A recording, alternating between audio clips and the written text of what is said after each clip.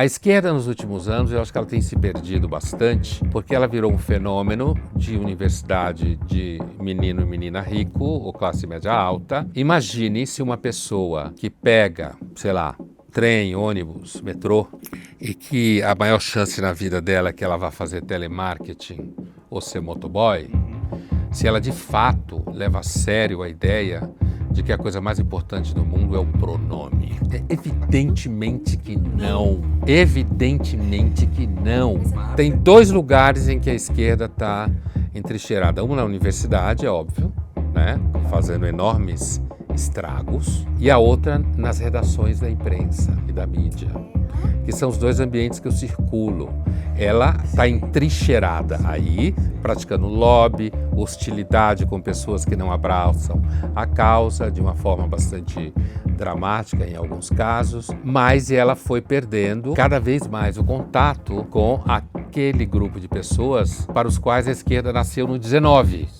Olá, sejam bem-vindos a mais um Rivotalks. E sim, recebemos ele, o homem, o mito, Pondé, o mais otimista entre os pessimistas, o mais crente entre os céticos e ateus, o mais polêmico entre os filósofos. Isso, e você esqueceu da principal credencial, meu ex-professor. Ah, claro, e o Gabriel, claro, já falou isso na largada com ele. Você, inclusive, falou sobre mosca azul, por isso que eu fiquei inebriado.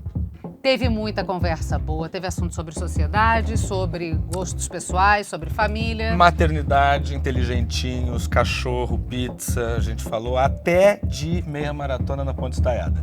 Sim, só que tem que ficar até o final para ver. Então, vem com a gente participar de mais esse Rivotalks, a nossa sessão semanal de conversa, sempre com um convidado excelente. Com patrocínio, claro, das Drogarias Pacheco e São Paulo. Bora!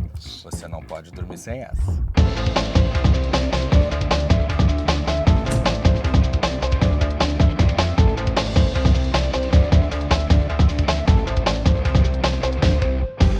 Luiz Felipe de Cerqueira e Silva Pondé, seja bem-vindo ao Rivotalks. Quase não me reconheci, é tão raro falarem meu nome todo. Quem é esse, né, Seja professor? bem-vindo, professor. Muito obrigado pelo convite. Imagina, o prazer é todo nosso. Pondé, eu fui seu aluno no curso de publicidade da FAAP, foi um semestre de aulas muito impactantes. Eu lembro muito da aula sobre a importância de ler os clássicos. Saí também de uma aula sua sobre Esperando Godot com a cabeça em chamas. Tive que ir direto para psicanalista, imediatamente. Até hoje está na psicanalista? Continuo, permaneço. Às vezes eu cito Godot também, mas... Está esperando Godot, Tô esperando até hoje? Até agora. Teve uma aula incrível sua também sobre a vida pela graça. Maravilhosa. Santo Agostinho. Uhum.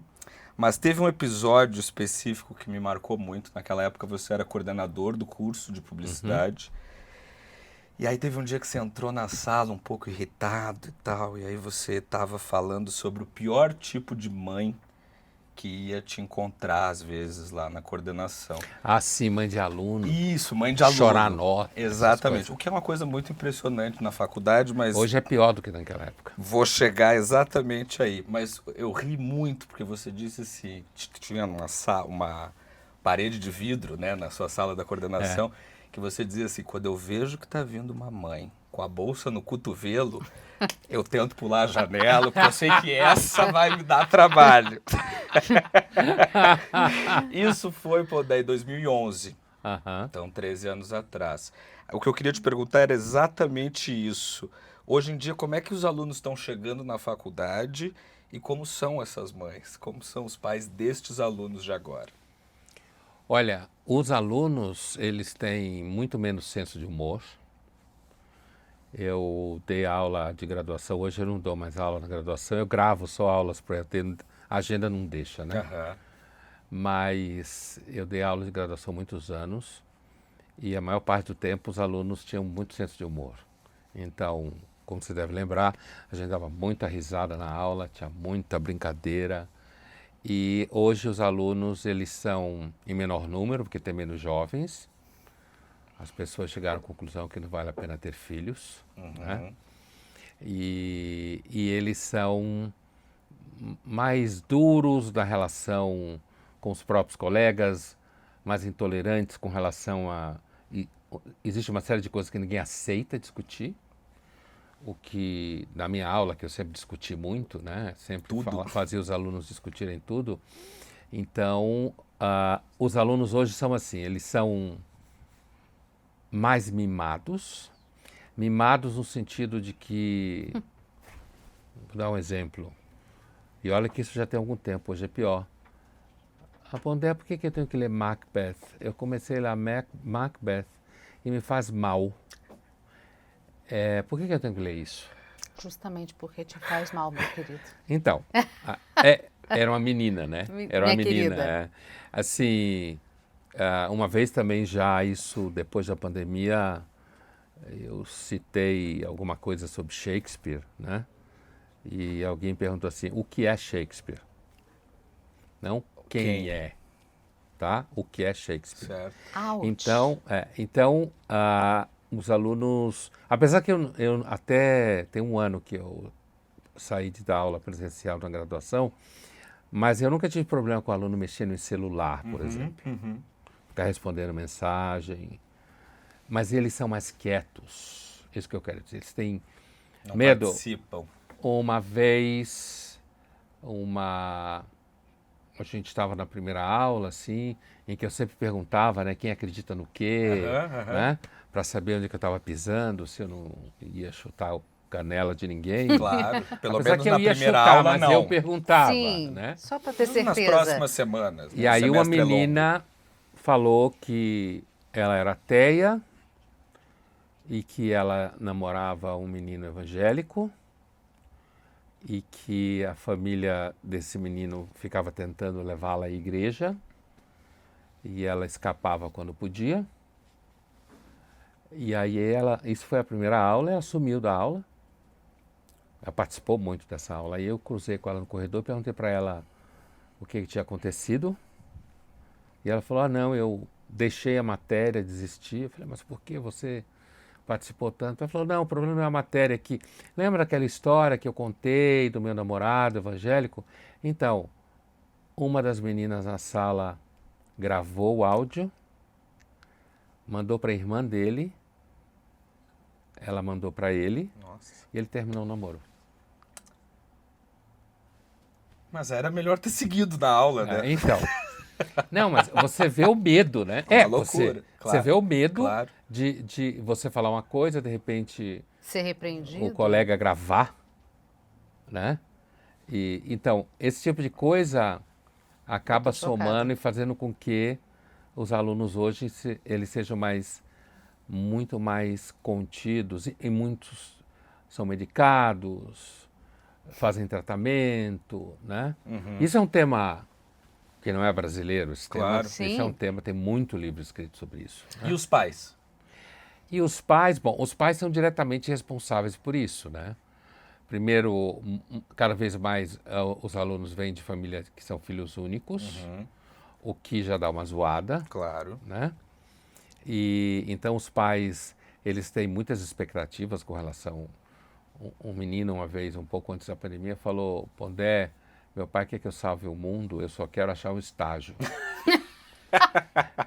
Maravilhoso. Então, Que pressão, assim, hein? então os pais eles têm muitas expectativas com os filhos. Os filhos têm que ter sentimentos ótimos, têm que ser pessoas maravilhosas, né? E ao mesmo tempo tem que ser capaz de ser designer de IA, né? Tem que ser uma mistura assim de um monge budista com Steve Jobs. Né? Bem sucedido em todas as áreas da vida. Então, os pais são muito ansiosos, né? Eu, hoje, como não sou mais coordenador, não tenho mais que enfrentar esses pais. Amém. Né? Porque algumas conversas com pais até que foram boas, mas a maior parte era basicamente querendo que o professor X, não necessariamente eu, passasse o filho. Claro. E também tinha aquela coisa dos psicólogos, né? Psicólogas cujo paciente era aluno e elas queriam que ajudasse no processo, uma reprovação nesse momento pode ser muito negativo, entende? Então, você tem todo um conjunto de repertório, de vocabulário que acaba cercando essa situação. E os pais, por exemplo, os pais vão na faculdade, né? Nessa época já iam. Sim. E piorou mais depois dessa época. Iam, às vezes, acompanhadas por médicos, em alguns casos raros por advogados. Então, eu nunca, quando eu era aluno, em escola e depois de universidade, minha mãe nem sabia o que eu estava fazendo na faculdade. Na minha casa foi mais ou menos assim. O assunto completamente não deles, né? Celebramos que passei no vestibular e isso aí, daqui 4 celebrava anos que passou e acabou, Então, eu acho que os pais são muito ansiosos desde a escolinha, né? Tá.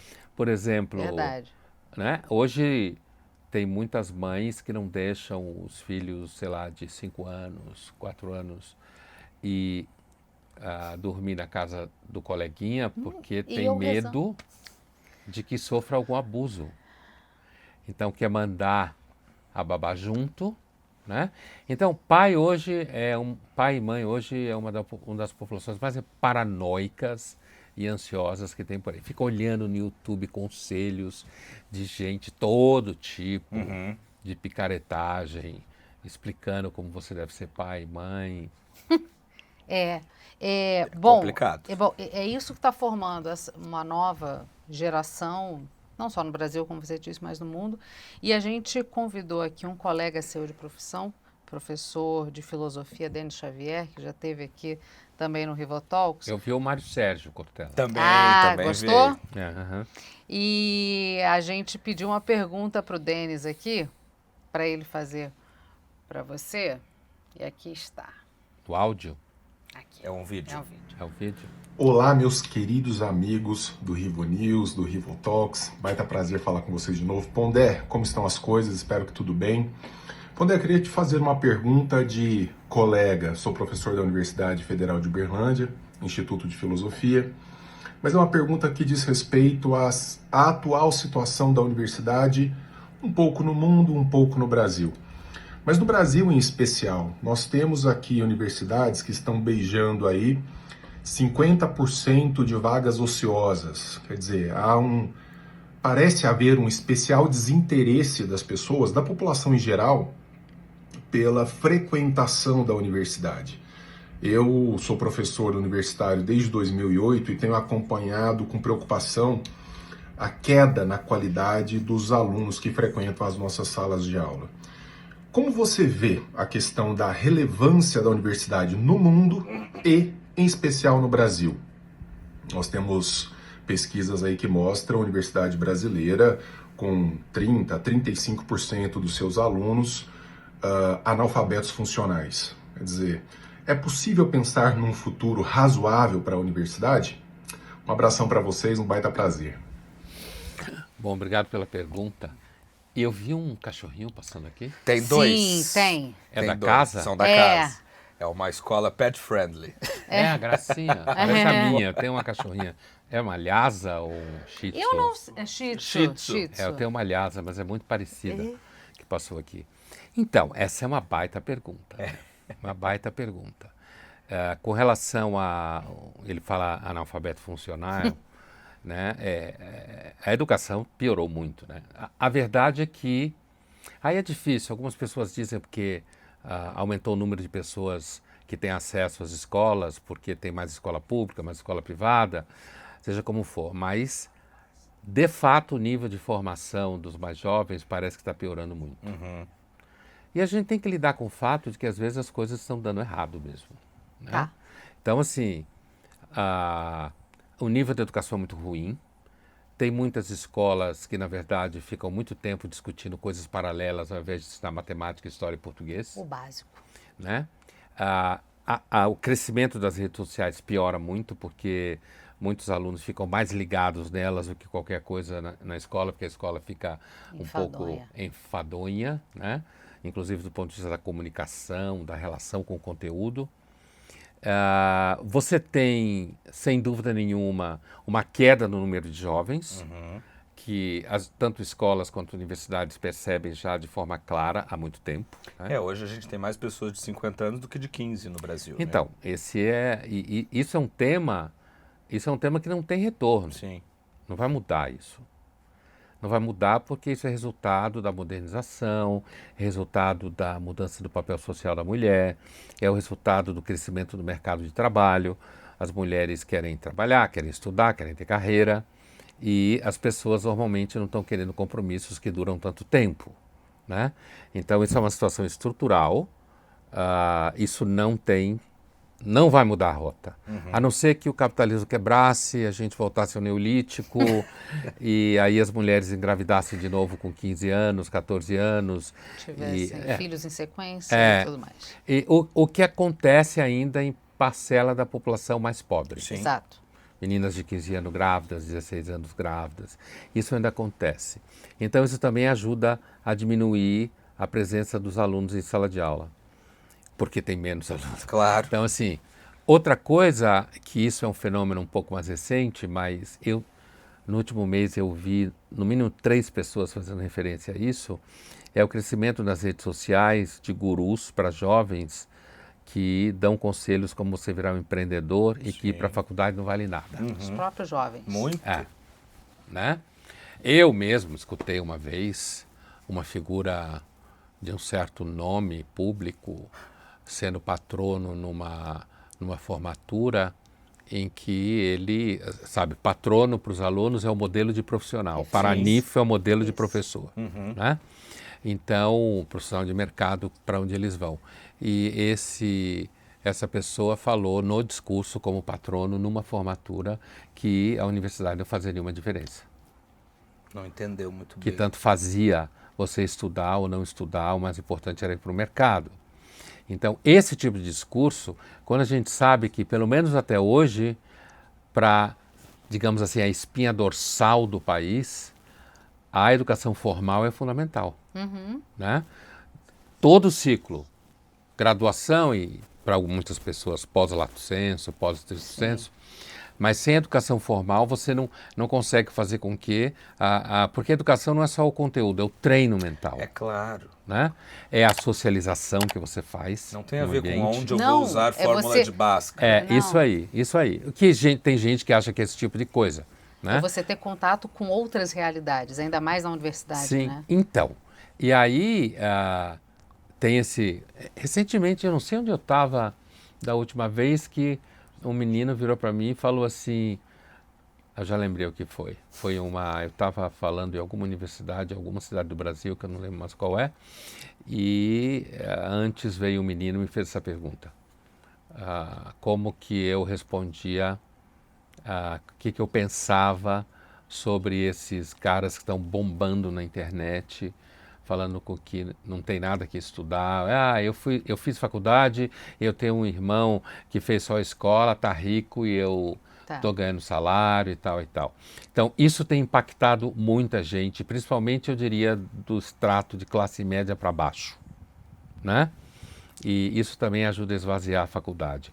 Algumas faculdades, elas acabam também fazendo um jogo contrário. Quando tem muita greve, algumas universidades públicas, inclusive, têm muita miséria de orçamento, né? São muito mais enfadonhas, inclusive, do que os próprios colégios. Isso aí. Então, isso também muitas vezes estimula que o aluno até entra, mas não vai, não frequenta, vai para outro lugar. Então, isso também, do ponto de vista da demografia, o número de jovens não vai aumentar. Mas é claro que você pode melhorar o nível da educação. No Brasil, a gente tem tido um sucateamento grande da universidade. E também uma coisa que grande parte das pessoas que atuam, digamos, a direção do ensino no Brasil, o fazem muito mais com intenções ideológicas do que com a intenção, na verdade, de formar pessoas. Né? Então, eu acho que a pergunta deles tem um leque, né, de respostas. Um leque de respostas em jogo que, de fato, faz com que no Brasil esse fenômeno ele tenha ficado sofrido muito, principalmente em área de humanas, que muita gente acha que podia até acabar o curso. Porque eu sempre falo, por exemplo, o curso de comunicação, eu fiz na PUC do Rio de Janeiro, né? É um grande curso de conhecimentos gerais que eu falo. Porque, na verdade, a prática do jornalismo, que era o meu caso, né? A gente se forma como comunicólogo, mas, assim, a prática do jornalismo se dá na prática, de fato, né? Claro. Então, você vai aprender muito mais sobre um arcabouço filosófico, sociológico, e poderia ter muito mais, inclusive, na formação de jornalismo, do que necessariamente estudar jornalismo em si. Mas você, por exemplo, é um exemplo. Uma pessoa que começou na medicina por causa da família de médicos, acabou cursando quase que medicina inteira, né? Você só não foi para residência no fim das contas. Aí você migra para estudar psicanálise e daí você vai para filosofia, porque muita gente fala sobre a questão de ser jovem. O jovem entrar tão cedo, você tem que definir uma profissão tão cedo, com 17, 16, 18 anos no máximo. Isso também dificulta muito, não dificulta? Essa escolha cedo, mas nada impede de você ir mudando. Você pode mudar. No meu caso mesmo, eu gostava muito de humanas, história, gostava de geografia, né, filosofia, já que eu tinha aula na escola, mas eu gostava muito de biologia também. E tinha aquelas coisas, nas professoras dos anos 70, as escolas tinham muito psicólogas fazendo tal do teste vocacional. E aí a psicóloga da minha escola falou, olha, que eu tinha vocação tanto para biológicas quanto para humanas. Mas como a minha família é de médicos, ela falou, olha, você faz medicina porque quem entra em medicina faz qualquer coisa na vida. Entendi. Certo? Então, mas o que aconteceu é que já no segundo ano eu comecei a estudar Freud. E eu estudei Freud durante toda a faculdade e foi o Freud que me levou à filosofia. Foi ele que fez com que eu percebesse que, na verdade, assim, apesar de que eu gostava do curso de medicina, porque eu gostava de matérias de biológicas, né?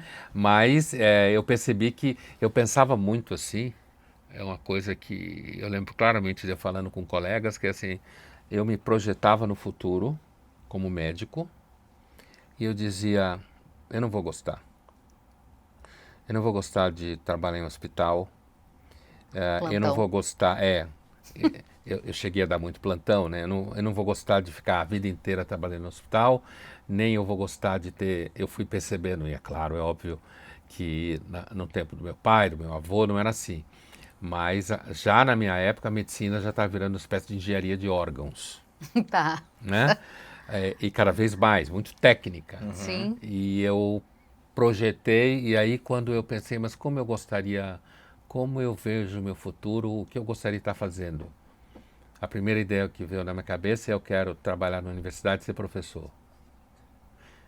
Essa imagem do cotidiano já me afastou da ideia de que eu poderia vir a ser o médico feliz. Interessante. Né? E já estando na filosofia no primeiro ano, no segundo ano, além de ser professor, eu comecei a perceber que eu também queria ir para a mídia. Né? Porque eu entendia que a ágora, o espaço público, não é só a sala de aula. Sim. Era a mídia. Então, eu, na época, isso era o quê? 86, né? Eu entrei em medicina em 79. Naquela época, eu já dizia assim, eu lia muito Paulo Francis, na Ilustrada, depois ele foi para o Estadão. E eu dizia, eu quero escrever aqui.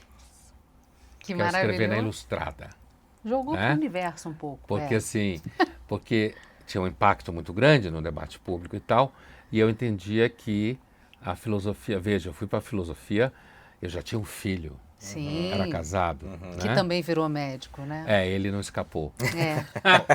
Ele se manteve na oncologia? Ele é oncologista. O que aconteceu com ele é que ele foi, alguns anos atrás, fazer um fellow na Bélgica, num grande hospital. Ele é especializado em câncer de mama. E aí ele voltou para o Brasil depois de 3 anos. Ainda trabalhou um tempo no AC Camargo, né? Mas ele gostou muito de pesquisa. E aí, enquanto ele estava na Bélgica, ele fez contatos com muitas farmacêuticas que trabalham com pesquisa pesada em câncer. E aí uma farmacêutica chamou ele e foi embora para os Estados Unidos, foi embora. Não fugiu da medicina, mas também não fugiu da academia um pouco, né? Nem para mim, nem para o meu Né? pai. Não, mas o meu avô era um médico que adorava humanas, o meu pai era um médico que adorava humanas, a minha irmã é uma médica que adora humanas. É que só eu chutei o balde. Sim. Pondé, você falou agora que não se via como um médico feliz. E você é um crítico contumaz, assim, do otimismo, né, contemporâneo, desse culto do exagero da felicidade. Acho isso muito engraçado. Só que a gente vive num mundo cão, né? Então como é que a gente consegue equilibrar uma visão cética da vida e a necessidade de manter algum tipo de esperança, assim, na vida cotidiana? Olha, é assim, eu tenho a impressão que temperamento é meio destino. Né? Tá. Essa não é uma ideia minha, essa é uma ideia que circula pela filosofia. Temperamento é destino, no sentido de que o temperamento que você tem vai impactar muito a vida que você vai ter dentro de uma série de outras variáveis, inclusive de contexto que você está inserido e tal, da família que você nasceu. Então, assim, apesar de eu ter, na graduação de filosofia, feito uma experiência com o ceticismo grego, tive um excelente professor, Porchat, excelente professor, e o ceticismo me marcou, eu dei muita aula de ceticismo, Sim. né, para os meus alunos. A verdade é que o meu temperamento é um temperamento feliz. Entendeu? Então, assim, o meu temperamento sempre foi um temperamento de estar envolvido com o mundo, de fazer coisas, entende? Eu nunca Curtir a vida. Exatamente. Então, quando eu digo que quando eu estava lá, eu lembro inclusive de um bar uma vez, conversando com os amigos sobre esse assunto. O que eu vou estar no futuro, fazendo o quê? Como eu me imagino e tal. E uma coisa que foi ficando muito clara para mim ao longo da faculdade de medicina é que eu não conseguia colocar dessa forma ainda, mas que a gente, na época, no mundo que a gente vive, grande parte do sentido da vida vem do trabalho que você faz, porque você passa muito tempo trabalhando, né? E, portanto, que eu não podia fazer um trabalho em que eu não tivesse tesão. Certo. Não era essa frase que eu colocava Claro. na cabeça, mas era isso que eu sabia já. Aham. E isso me moveu muito, porque às vezes eu chegava do plantão, eu lembro de um dia chegando do plantão, e a minha mulher olhando para mim falou alguma coisa do tipo assim, pô, você está de saco cheio, né? Olhando para minha cara, você está de saco cheio, né? E então, apesar de que eu faço a crítica hoje, porque assim, quando a cultura inteira fica obcecada pela felicidade, tudo vira marketing. Claro. E o marketing, o método do marketing é a mentira, certo? E o fato de você fazer um monte de propaganda, e de workshop, e de motivacional, e de autoajuda, né? Que são coisas que normalmente eu desço o cacete o tempo inteiro. Isso é uma indústria. As pessoas buscam isso, tanto que eu acho que em 20 anos o conhecimento vai estar todo afogado nesse tipo de conteúdo, cada vez mais. A tendência é piorar. Né? Porque as pessoas buscam isso desesperadamente. Mas, assim, eu critico a obsessão pela felicidade não sendo infeliz, Aham. entendeu? Aham. Mas aí é que eu acho que a pegadinha é que, ao contrário do que os gurus de felicidade, de sucesso vendem, não é muito, do ponto de vista, você não escolhe ser uma pessoa que está razoavelmente feliz com a sua vida ou não. É claro que as escolhas que você faz, elas podem interferir em você conseguir realizar desejos, né? Claro. E às vezes, sabe, às vezes as pessoas têm sucesso graças aos vícios e fracassam graças às virtudes, né? Não é óbvio. Eu lembro um dia, no jantar de final de ano, na FAAP, na PUC, não, foi na FAAP. ia assim com colegas lá, professores, tinha várias mesas, estava numa mesa, e começou a surgir o assunto da educação, né? E essa coisa do acreditar na educação, a importância da educação.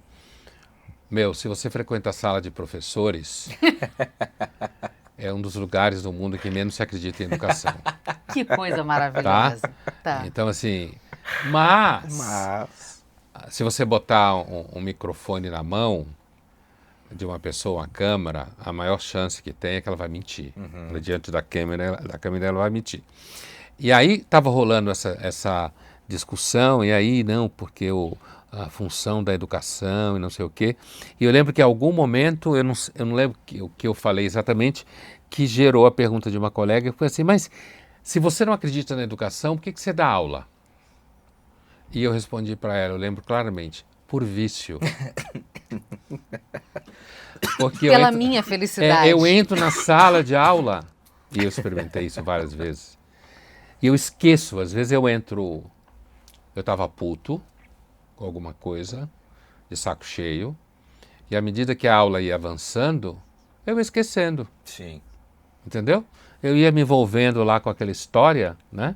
E eu ia esquecendo. E alunos de comunicação, que eu dei muito tempo a aula para alunos de comunicação na FAAP, e assim, e eu ia esquecendo do que estava acontecendo. E quando a aula acabou, eu já não estava com o mesmo humor que eu estava antes. Entendeu? Então, é claro que eu acho que a educação é importante, mas daí eu achar que a educação ela consegue fazer tudo que dizem que ela tem que fazer, salvar o mundo. Besteira. Um abismo. Não consegue. Muitos professores estão lá, inclusive, não porque tem tesão pelo negócio, mas porque a vida levou tem até que lá. fazer, é a estabilidade. O professor vai dar aula, é isso aí. Não, eu ia botar o Pedro aqui, só para a gente aproveitar o ensejo, né? Porque a gente tem o Rivo, nossa membresia. Já que você falou em marketing, professor, deixa a gente fazer o nosso rapidamente. A gente tem o nosso clube de membros aqui do Rivo News, e quem é Rivo de Ouro tem a oportunidade de mandar uma pergunta para o entrevistado, porque fica sabendo do entrevistado antes. Isso. E o Pedro Vieira, a gente estava conversando sobre isso, né? Como é que a arte também é um paliativo para toda essa possível dor e angústia das pessoas, o quanto que pode ajudar nesse mundo. E o Pedro Vieira, que é nosso Rivo de Ouro, mandou uma pergunta aqui, falando um pouquinho sobre arte e conhecimento. Vamos lá. Cadê? Tá aqui. Pondé, fui aluno da FAAP e sempre vi você fazer um apelo pela leitura dos livros clássicos, as histórias importantes, que mudam a gente de verdade. Com a recente pesquisa do Retratos da Leitura, que mostra que o Brasil está numa baixa histórica de leitores, como é que a gente faz para reativar esse hábito da leitura no brasileiro e não só com manuais de coaches ou livros de receitas? Aproveito para indagar, com cada vez mais as pessoas usando as janelas livres no seu dia a dia para usar Twitter e TikTok, é possível trazer essas pessoas de volta para o hábito da leitura? Um grande abraço. Olha, eu acho que na maioria dos casos, não. Tá. Não é possível. Né? Acho muito difícil. É uma coisa que também, ao longo dos anos, eu fui percebendo nos alunos o envolvimento cada vez menor com aquilo que estava acontecendo dentro da sala. Né? Então, todo aluno normal sempre fez tudo para não ter que fazer o que o professor manda. Né? Sim. É assim que funciona. Se brincar até no doutorado. Tá. Né? Não interessa muito a idade, o aluno é uma condição ontológica primeira em que você se encontra. Mas isso não impedia que os alunos se envolvessem com o que estava acontecendo. Na realidade, eu acho que muitos jovens hoje sofrem de falta de tesão mesmo. Falta de tesão. Tem um povo aí que diz que estão fazendo menos sexo. Estão, é uma constatação. Tem muita pesquisa sobre isso, não sei o quê, mas tesão pelas coisas seguramente parece que tem menos. Sim. Né? Então, a última pergunta, como fazer para fazer com que gente que está no TikTok, no Instagram, sei lá o quê, voltar a ler, eu acho muito difícil. Né? Acho que tem variações. Por exemplo, o ambiente de casa, eu lembro que às vezes eu até brincava com os alunos quando eu estava dando aula de clássicos, eu dizia, olha, cuidado, você vai chegar em casa com Crime e Castigo na mão, se você de fato chegar até o livro, e começar a dar umas lidas de vez em quando e tal, não vá perguntar para o seu pai e para sua mãe se ele leu. Vai ser saia justa. Tá. Se você perguntar e ele tiver noção do que significa Dostoiévski, ele vai provavelmente mentir. Vai dizer que leu. Né? Então, assim... Então, o que acontece? Aliás, isso eu falava na aula de Por que Ler os Clássicos. Sim. Né? Era um assunto, que era um texto do Ítalo Calvino, né? Sobre por que ler os clássicos. Mas assim, então acho que tem a leitura, ela tem uma coisa que é um pouco o ambiente onde você cresce. Não é uma regra matemática, porque nada de matemática se aplica ao ser humano quase. Então assim... Mas se você cresce num ambiente em que você é estimulado à leitura, porque o pai ou a mãe, ou os dois, Claro. é como música, Claro. né? Acho que ele me perguntou se eu era da música, né? Quando eu cheguei aqui, eu falei, não, eu sou consumidor de música. Eu gosto de música de concerto, né? Erudita, música de concerto. Por quê? Porque a minha mãe ouvia muito essa música em casa, e eu ouvia... E eu comecei a tomar gosto, e hoje é o tipo de música que eu mais gosto. Que te traz paz, E de que eu alguma mais forma. que eu ouço.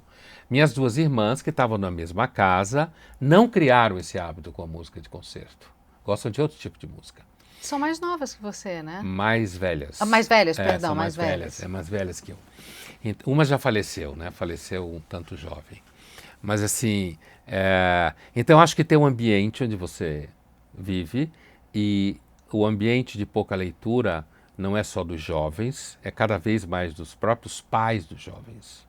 Entendi. Eu acho que a leitura sistemática por prazer não é um hábito que pegou bem na espécie.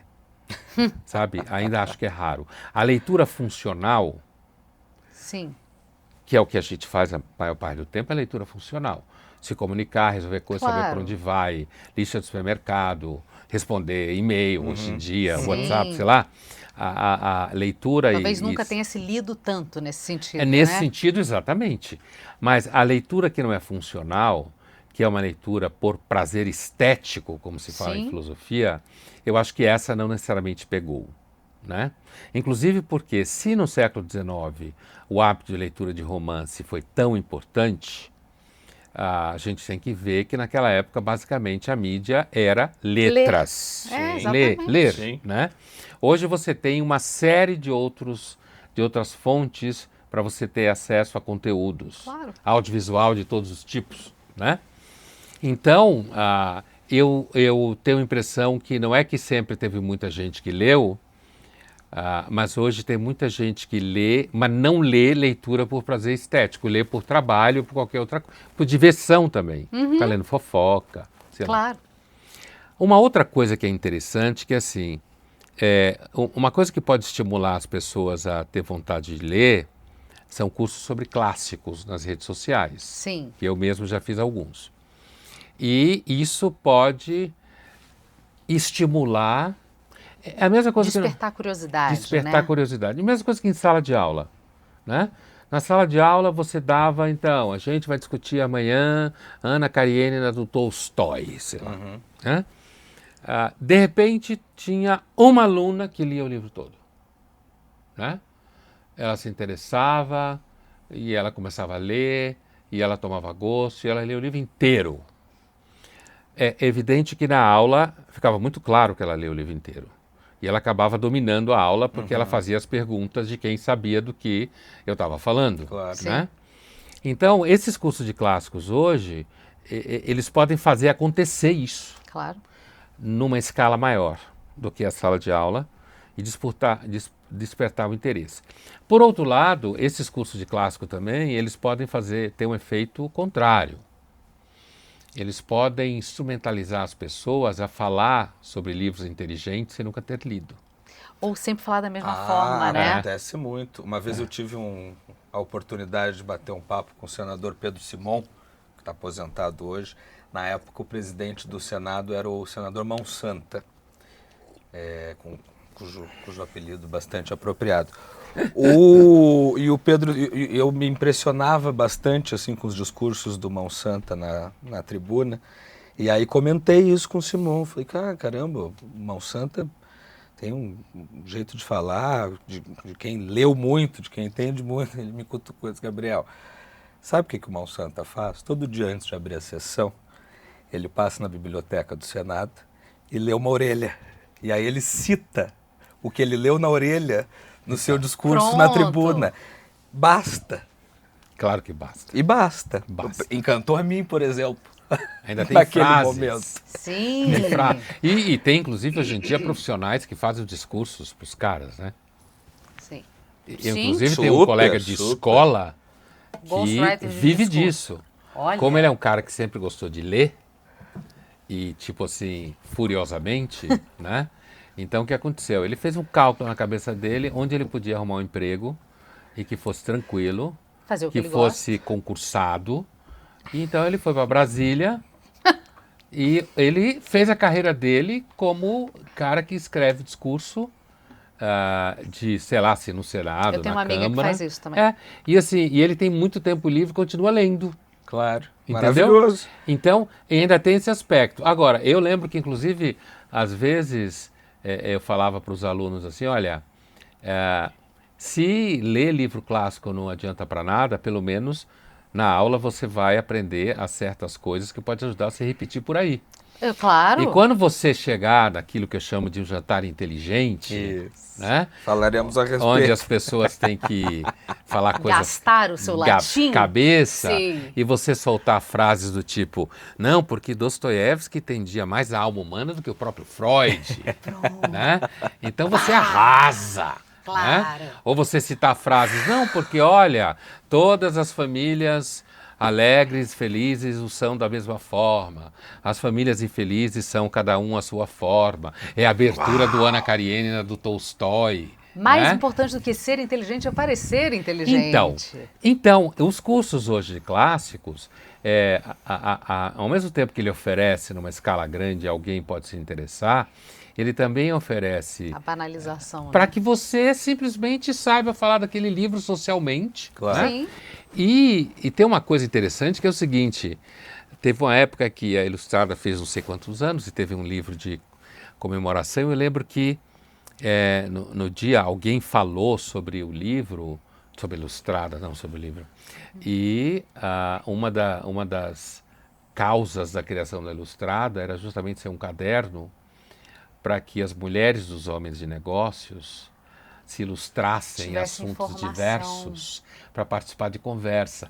Eu adorei essa história, porque a Ilustrada, o nome nos remete ao iluminismo. Sim. Claro. Né? A ilustração, Sim. como é um sinônimo de iluminismo. Mas, ao mesmo tempo, remete à ideia de uma pessoa ficar ilustrada. Ilustre. Ela fica formada, ela ter Sim. conteúdo. Então, assim, Nossa, nunca. essa necessidade de você ter um certo repertório para circular socialmente e passar a ideia de que você é uma pessoa que entende um pouco de literatura clássica. A mesma coisa é com assuntos contemporâneos cotidianos. Você saber, por exemplo, que de repente descobriram uma ameaça de golpe, né? Então você não ficar assim, tipo, alguém falar disso, você fala, golpe do quê? O que você está falando? Que dependendo do ambiente, você vai com um cara de... Pô, essa figura é Tacho. tonta, É né? isso. Puta, ignorante, não sabe nem o que está acontecendo em volta dela. Essas coisas são importantes, apesar de que elas podem ser objeto de ironia, elas podem salvar sua vida em determinados ambientes. A gente falou no Rivo News recentemente, que é o nosso resumo semanal de notícias às sextas-feiras, que o Brasil é um país tão desgraçado que até a tentativa de golpe é mambembe. Foi uma Tudo tentativa bem ridícula. Tudo muito tosco, Tudo né? é tosco. Eu vou, já que você falou disso, professor, eu vou dar uma Claro. mexidinha na nossa ordem aqui. A maior busca sobre você, Pondé, no Google é Luiz Felipe Pondé de esquerda ou de direita? A segunda maior é Luiz Felipe Pondé com cabelo. Se você tiver uma foto dessa época, manda pra gente, que a gente posta aqui durante a entrevista. Essa é uma busca com É cabelo. a segunda maior busca a seu sua. respeito.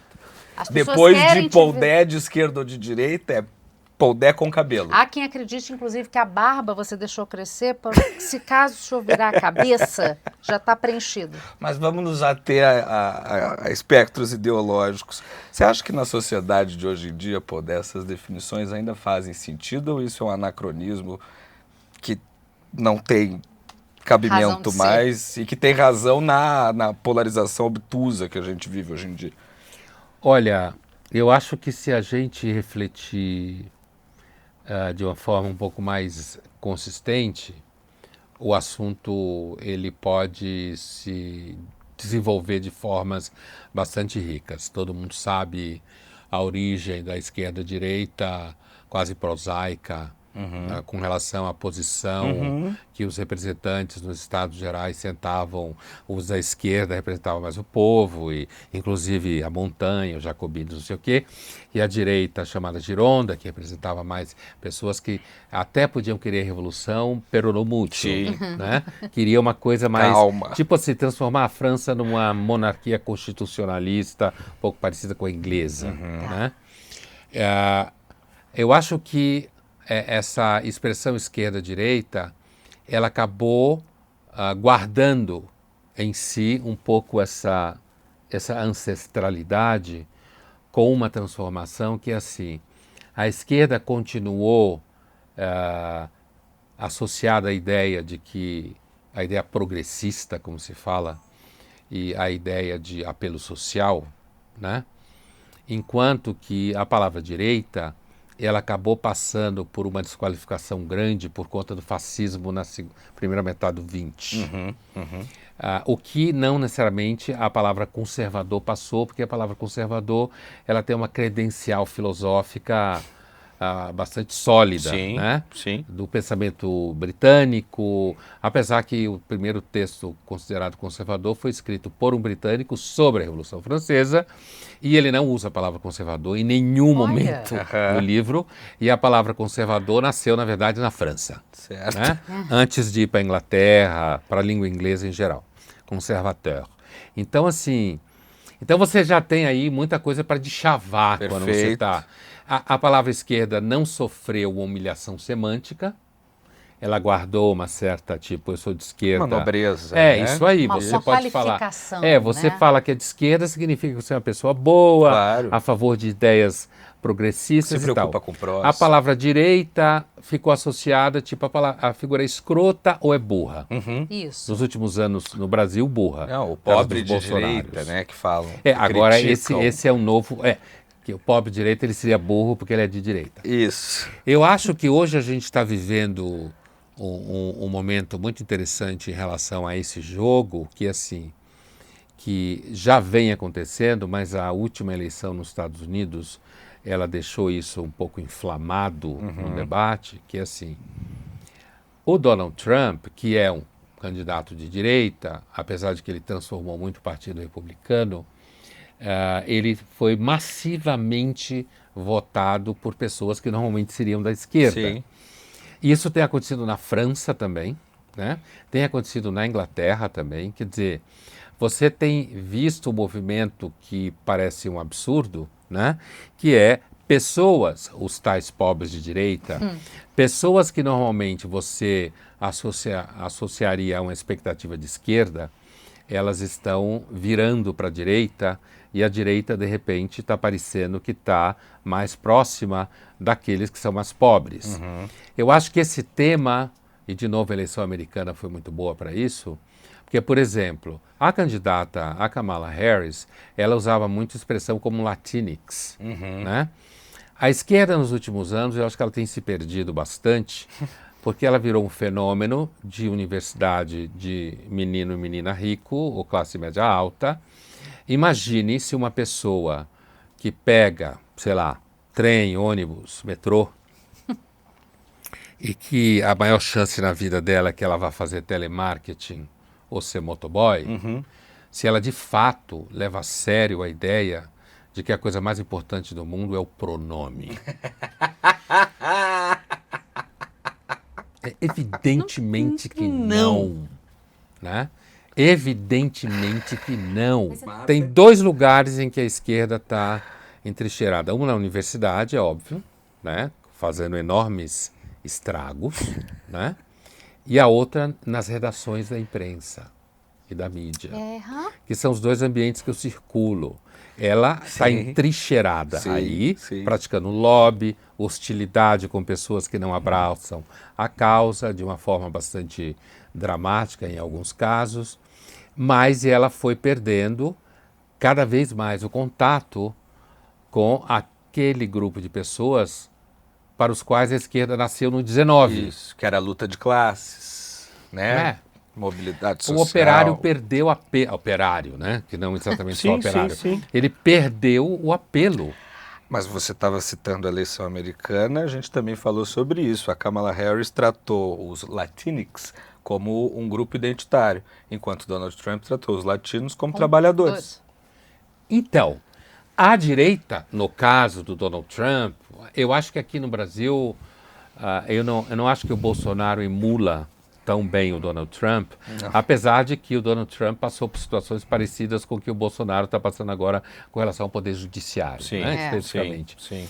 Mas o Donald Trump, ele, de fato, ele conseguiu falar com as pessoas enquanto pessoas que sofrem por conta de classe, de trabalho, os tais blue collars. As pessoas que vivem no dia a dia ali. Sentindo a inflação.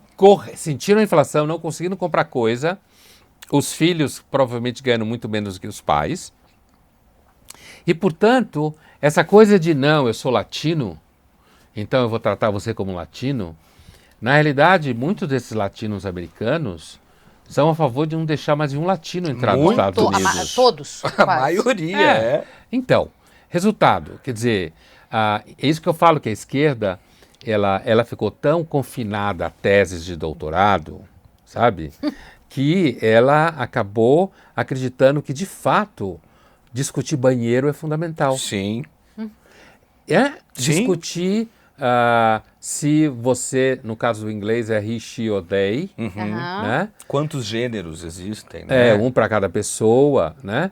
E muitas pessoas do debate público, inclusive porque querem ter engajamento nas redes sociais desse tipo de pessoa, acaba reforçando esse tipo de discurso, né? E o resultado é que a palavra direita e esquerda, elas sofreram, como tudo que é histórico, elas sofreram variações semânticas, como a gente fala em filosofia, de conteúdo, de significado, né? Agora, então, hoje em dia, se você for, me parece que se você for fazer uma discussão política do ponto de vista de gestão política, direita e esquerda, elas podem se encontrar um tanto num centro para resolver os mesmos problemas.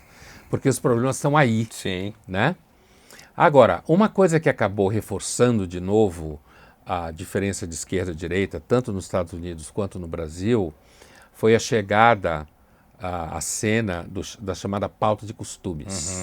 Né? Porque outra coisa que a esquerda não entende é que a imensa maioria das pessoas não abraça esse conjunto de pautas de costumes. A coisa que causa mais horror a eles é a ideia de que um filho ou uma filha seja trans. Eles morrem de medo disso. Né? E quando você vira e faz com que essa pessoa se sinta burra, um monstro por causa disso, ela pode até nem confessar em quem ela vota, mas ela vota em quem abraça o mesmo tipo de medo que ela tem.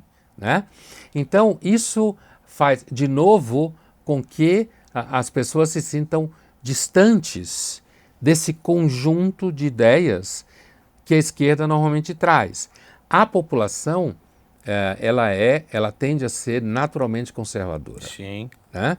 Primeiro porque a maior parte das pessoas tem poucas opções de não sê-lo. Elas não viajam muito, não têm muito dinheiro, não pode acompanhar as novas invenções da cozinha gourmet dos chefs. Né? Elas não podem frequentar caderno de turismo e viajar ao Vietnã. Elas não podem tirar meses sabáticos para ficar se procurando. Né? Então, isso faz com que elas queiram conservar, por exemplo, a família, que é eu acho muito engraçado quando tem por aí um povo inteligente e que fala... A gente chama de inteligentinhos aqui também. Inteligentinho. Então, eu acho muito engraçado essas pessoas inteligentinhas que de repente começam a falar da importância da família. A família é uma das coisas mais escorraçadas na academia nos últimos 50, 60 anos. De todas as formas Sim. possíveis e imagináveis. Quando você vai para uma população que tem menos chance de ter seguro-saúde bom, que não pode terceirizar cuidados, né? Que não mora em bairros mais seguros e melhores com mais serviços e nem pode consumir serviços, a família é fundamental. Eu não estou dizendo que a família seja feliz, Não. mas é fundamental. Sim. Quem toma conta de quem, com quem você pode contar na hora difícil, quando você está doente. Você não tem cartão, você usa o cartão do irmão ou da irmã. Né? Tudo é meio socializado, não porque eles são socialistas, Sim. porque as pessoas socializam sempre quando foram pobres, certo? Por isso que quando os revolucionários russos, no 19, antes da Revolução propriamente dita, idealizavam os camponeses russos, os tais mujiks, e eles achavam que os mujiks eram socialistas naturais, né? E muitos jovens de classe média, média alta, ou mesmo aristocratas russos, eles foram ao povo, como se falava, ao camponês, que é o movimento que os russos chamaram de populismo. Foi a primeira vez que se usou a expressão populismo. E não tinha o sentido que tem hoje. Era a ida ao povo, porque o povo é sábio, porque o povo ele é naturalmente socialista, porque eles partilham tudo. Naquelas pequenas comunidades de servos e tal, miseráveis, eles partilhavam tudo porque eles não tinham nada. Sim. Óbvio. Então o machado era de todo mundo, a foice era de todo mundo, né? Então, assim, portanto, me parece que, nesse caso da família, você vê claramente por que a esquerda tem dificuldade de chegar a essa população. Você pensar no caso, por exemplo, das mulheres, chegar nas mulheres dessa classe social. Para a esquerda conversar com as mulheres dessa classe social, antes elas têm que convencer a essa mulher que o marido é opressor, machista, malvado, não confiável, escroto, violentador. Sim. Depois que essa mulher acreditar em tudo isso, então ela está à altura de conversar com alguém que é de esquerda. E se ela Certo? não presta atenção a isso, ela é burra, É limitada, alienada, ignorante. burra, não acredita. E ela precisa ser resgatada, né? Salva dela Ela mesma. precisa ser salva dela própria. Isso é típico da esquerda. Por alguém que é dono da É virtude. inacreditável, é A gente inacreditável. tem que emendar no cancelamento, Vamos ter que emendar né? no cancelamento, óbvio. Porque a gente tem esse fenômeno, né, Pondé, desgraçado na sociedade contemporânea, essa cultura do cancelamento. Eu sei que não é uma coisa nova, os linchadores estão aí desde que o mundo é mundo. A humanidade gosta de linchar. Gosta Sim. muito. A gente Caiu recebeu... o Coliseu até hoje para provar isso. A gente recebeu a jornalista Madeleine Lasco, ela tem um livro que é Cancelando o conheço Cancelamento, que é sensacional. Você fala muito, Pondé, que a gente vive numa ditadura da virtude, né, do moralismo sem moral. O Nelson Rodrigues, que eu sei que você gosta muito, ele dizia que por trás de todo o paladino da moral sempre existe um grande canalha. Sim.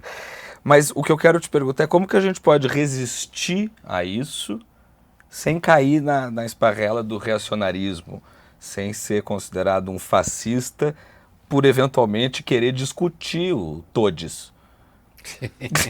Porque é isso, né? A gente porque sente você muito que mesmo, você né, Pondé? Você virou um extremista de direita, Eu sei. Tem né? gente que Eu acha que também. sou. Eu saí do meu emprego sendo uma bolsonarista absoluta. Foi. Só porque eu ousei perguntar algumas coisinhas, assim. Mas é assim, você não pode, né? No Jamais. jornalismo, Não. como é redação. Onde? A redação? Como que eu não fui pode. fazendo isso? Olha, discutir o todes é ótimo. Assim, o Jordan Peterson caiu Mas- numa polêmica enorme por causa de uma coisa tipo todes, Exatamente. né? É No isso. inglês, né? Olha, veja bem, primeiro eu diria que, de alguma forma, é necessário não... Eu sei que é muito difícil isso, em algum nível a gente sempre precisa não ficar muito preocupado com o que os outros pensam, né? A Madeleine fala que você evita o cancelamento não pedindo desculpa, não Ela tem toda a reconhecendo razão. o cancelamento. Ela tem toda a razão. Quando você pede desculpa, aí é que os Aí eles vêm robôs isso. caem em cima de você. Exatamente. Né? Você tem que, na realidade, mostrar desprezo por isso. Né? Assim, com relação a essa imagem que você usou do Nelson, de fato adoro o Nelson Rodrigues, né? O Nelson, esse canalha atrás do falso moralista, né? E o Nelson tinha um outro canalha que eu acho que ele foi, o Nelson era um profeta. Ainda teremos saudade do canalha honesto. Opa, com certeza. O canalha, que ele dizia que era sempre magro, nunca ninguém conseguiu explicar, porque ele dizia que todo canalha é magro, né? Mas assim, Faz sentido. o tal Palhares, né, que é o personagem canalha. E o canalha honesto pro Nelson, ele aparece em vários momentos, é aquele cara que, por exemplo, vira para ele e diz assim, olha, é o seguinte, agora não é mais Marx que faz você pegar mulher, é Freud. Você tem que falar de Freud, que você pega todas. Que hoje em dia é conhecido como esquerdomacho. É esquerdomacho. Então, assim, e ele, também o canalha honesto, ele descrevia aquela situação que o cara vai, o canalha normalmente mora na casa do sogro, que é o vagabundo. Certo. Então, assim, aí tem a mulher dele, e tem a mulher, e tem a irmã mais nova. Que o Nelson dizia que o segredo de todo casamento feliz é uma irmã mais jovem. Era um canalha. Na verdade não era, né? O Nelson enquanto PF, eu quero dizer. Mas assim, então o canalha honesto é aquele cara que a mulher pega ele, sabendo que ele agarrou a irmã dela, caçula, e ele fala, olha, ela saiu do banho, cabelo molhado, toalha, cheirosa, eu não aguentei. Não resisti. Por isso que ele é honesto. Isso. Né? Ele não disse, não, porque na minha infância, então, eu fui abusado, então, eu nunca tive amor, Ele ninguém não nunca cai no me cancelamento, amou, é isso. então, por isso que eu fiz isso, me desculpe, eu nunca mais fui fazer. Então, assim, hoje o que eu acho é que, assim, hoje, sem dúvida nenhuma, falta o canalha honesto, né? Porque, inclusive, o canalha honesto hoje, eu lembro uma vez que eu escrevi uma coluna na Folha, muitos anos atrás, que foi uma das colunas que eu mais apanhei na vida, né? Não tinha redes sociais nessa época. O fato de evoluir profissionalmente no ambiente sem redes sociais ajuda muito. Ajudou muito, quero dizer. E então teve toda uma recepção, a Ilustrada fez na sexta-feira a primeira página, a recepção da coluna, botou gente para comentar aqui, gente para comentar ali e tal. E eu lembro que depois disso, a ombudsman ou alguma outra pessoa escreveu um artigo, porque a coluna falava do Nelson, né? O Nelson continua criando problemas. E ela chamava o Nelson de uma múmia paralítica, não sei o quê. Ótimo. Alguma coisa assim, absolutamente ultrapassado. E múmia era um adjetivo que o Nelson usava para ele. Eu sou uma múmia. Ele já falava na época que ele estava vivo. Ela não devia saber disso. Eu sou uma múmia, eu sou uma múmia e tal. Então, essa figura, esse culto da virtude que existe hoje, primeiro, quando você vai à literatura sobre virtude, né, seja mesmo no ambiente bíblico, né, quanto no ambiente da filosofia grega antiga, que virtude é um conceito muito... Ética das Virtudes do Aristóteles, né, que está aí na sua camisa, está bem Só acompanhado. E de Dimocó, né? Grandes pensadores contemporâneos. Então, assim, eu tenho no escritório fotos de vários filósofos e junto deles o Poderoso Chefão. Maravilhoso. É a mesma ideia da sua camiseta. É isso. Então, assim, essa questão da virtude, ela sempre foi... Virtude é tímida, silenciosa, né? Ela não se anuncia. Porque se ela se anunciar, ninguém acredita nela. Com certeza. Portanto, propaganda, marketing, anúncio, autoconfissão, nada disso funciona com virtude. Virtude, como a ética em geral, a ética é uma ciência da prática. Só da prática. Não é 90% da prática. É só da prática. Não existe coragem teórica, não existe generosidade teórica, não existe nenhuma virtude teórica. Quem faz, faz. Você reconhece no ato. No ato, não no gogó. Você reconhece no ato, no cotidiano, da forma como a pessoa age. Você, inclusive, precisa de um tempo.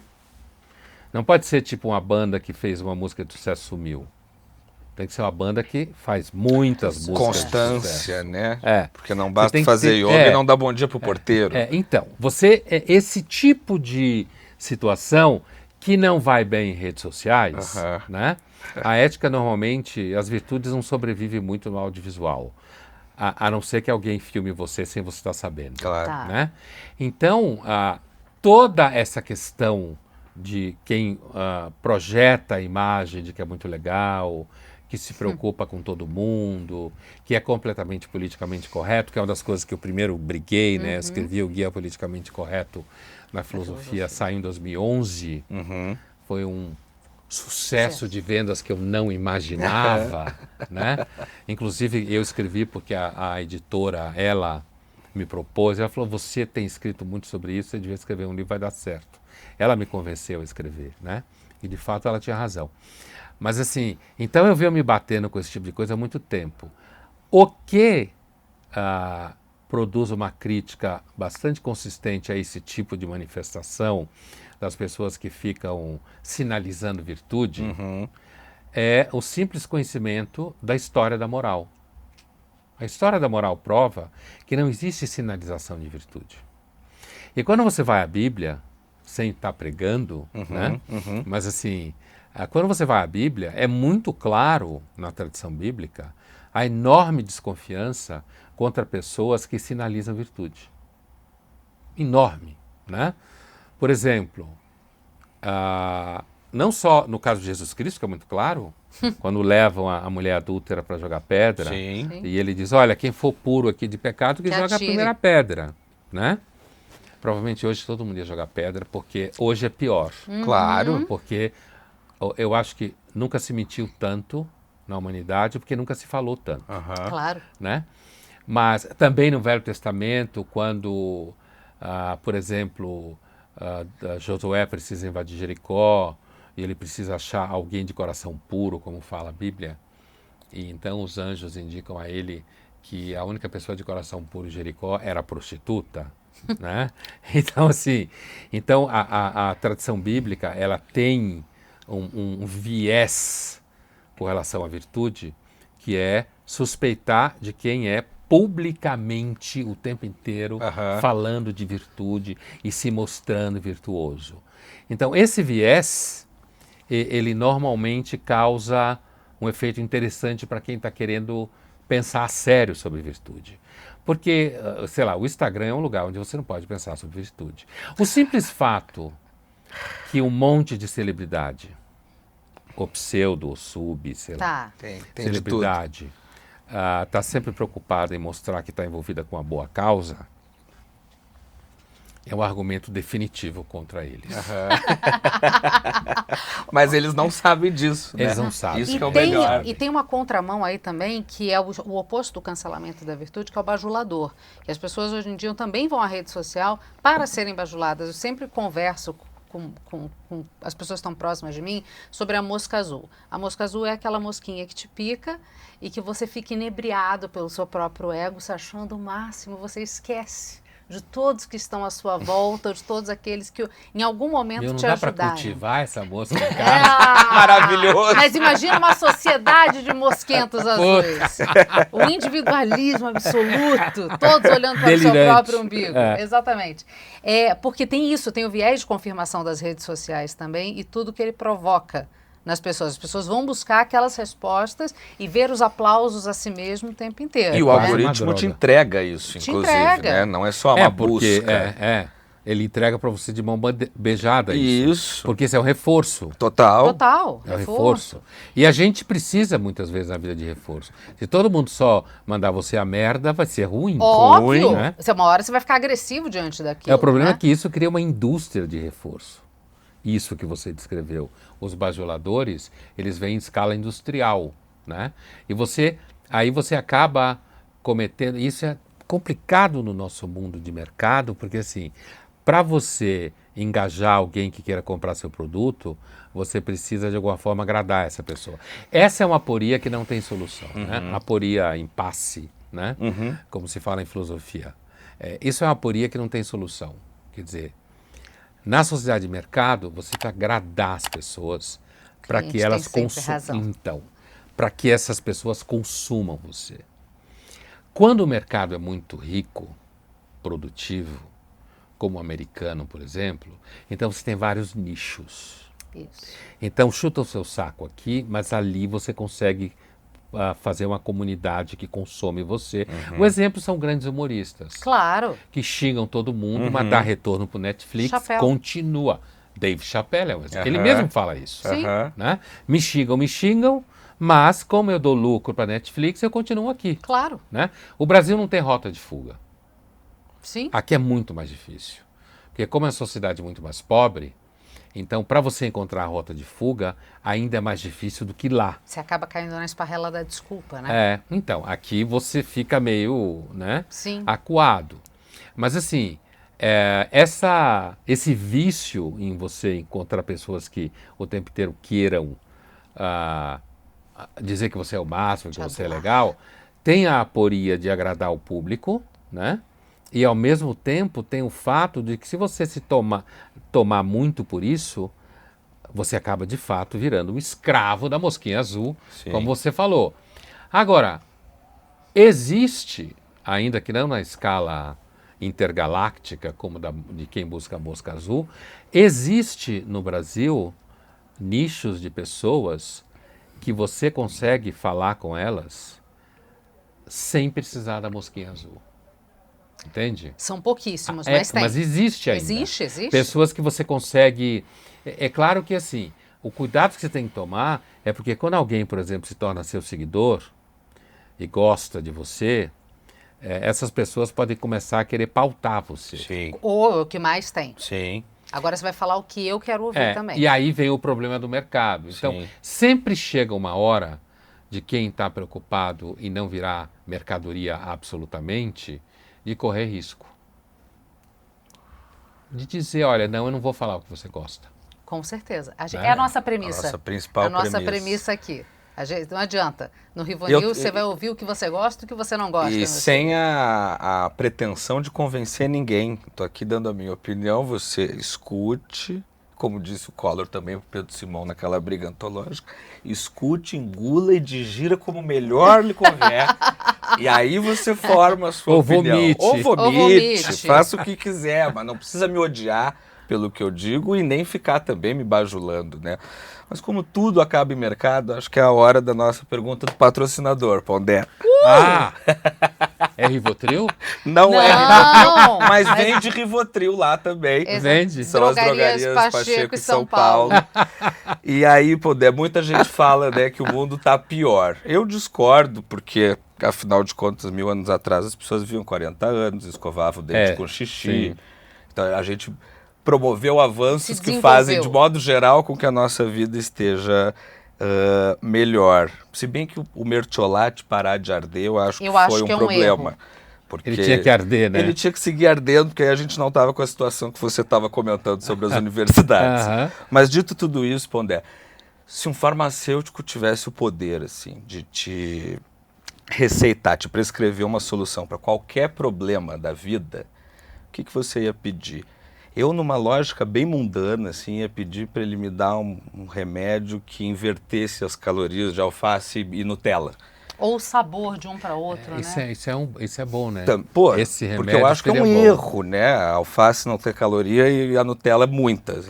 Então, seria a minha pedida. Se a alface tivesse caloria, era o mundo perfeito. Né? Nossa! É isso. Porque ela já não tem gosto. Exatamente. Coitada da alface. Acho que vai ter pessoas que vão se ofender com essa Tem ideia. a Sempre tem. bancada da rúcula. A como você bancada já da mencionou. rúcula. Sim. A bancada da rúcula vai se ofender. Então, o que você ia me perguntar? Um remédio A um prescrição remédio. para qualquer Escolha. coisa na sua vida. que não precisa ser propriamente Pode ser filosófica, não Isso. precisa uma ser doença de mundana. fato. Não Não. precisa Uma ter a de ver com fato. saúde. Gostaria de solucionar este problema. O fim dos inteligentes de mentira. Não, aí o mundo ia perder a graça. Né? Com o que a gente ia fazer troça? Né? Olha, outro dia eu estava num podcast e uma das integrantes do podcast me fez uma pergunta que não era essa, mas ela me veio à cabeça. Eu não sei se uma farmácia poderia dar um remédio desse, né? Vocês vão entender o absurdo da situação. Ela me perguntou o que eu me arrependo na minha vida, né? Aí o que eu me arrependo na minha vida? Porque assim, como Profundo, né? Porque assim, como é claro que a vida nunca é perfeita, mas eu até hoje sou alguém que conseguiu Aprendemos com fazer. tudo.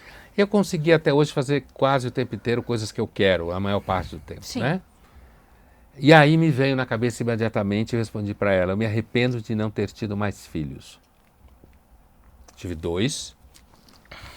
A Daphna veio para não deixar o Noah Isso mesmo. sozinho, né? Você sabe bastante, né? Sabemos, pesquisamos. Isso mesmo, Veio isso ali mesmo. 9 anos depois. 9 anos depois. 9 anos depois. E eu disse, olha, eu me arrependo de não ter tido mais filhos, né? Porque minha mulher até queria, mas eu não quis, porque eu estava preocupado com grana, né? E criar filho também não é fácil. Nem um pouco fácil, né? Mas se tivesse um remédio para fazer com que eu pudesse voltar no tempo e ter mais um filho, eu compraria esse remédio. Bom. É o tipo de coisa que mexe com a mãe de filha única aqui, ó. Vamos falar Mexe, de... toca Você fundo. tem uma filha? Tem uma Tem. filha. Que tem 8 anos, mas tem mentalidade de 18. E que A eu me culpa esfor- dela, né? E Total. que eu me esforço muito para criar aos moldes dos anos 80, sem deixar ela ser cancelada por todos ao redor. Mas não é muito simples. Inclusive, Pondé, você falou que eu conheço um pouco da sua história, e eu quero rapidamente mencionar, porque nosso tempo vai esgotando numa rapidez quando o papo é bom, né? Que já são 4:07. Uma tragédia. Eu queria relembrar um momento aqui que mostra como é que eu acho que tem coisas que já vêm na gente, mesmo sem a gente saber. No primeiro ano de faculdade de medicina, estava na aula de imunologia, Sim. e aí o professor falando sobre várias coisas sobre câncer, e aí você falou, mas, professor, como é que você lida com um paciente que sabe que está caminhando para o nada, que está indo rumo à morte? Ele olhou para você e falou, você não devia estar na sala de medicina, você deveria estar na sala de filosofia, você está na aula errada. Falou. Essa pergunta é para aula de filosofia. Exatamente. Sim. E que você falou, mas como é que um médico não pensa nisso? E hoje você tem um filho que está justamente na área, agora mais de pesquisa, mas nessa área, e uma filha na área de comunicação. Estava ali, né, Pondé, o tempo inteiro a filosofia te cercando de uma certa forma. Você acredita que a gente nasce para o que é? Assim, já está na gente? E a vida vai se encarregando de jogar a gente, e aí quem não entra nessa toada acaba se tornando meio que frustrado com a vida, meio sem saber?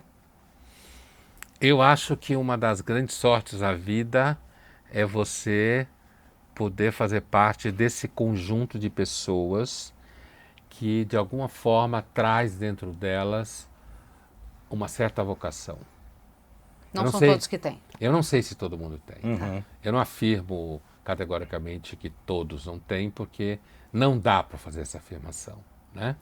Porque a possibilidade de você se interessar por determinadas coisas tem a ver com o ambiente que você nasceu, tem a ver com a classe social, com o que você foi... teve acesso. O que você teve acesso, né?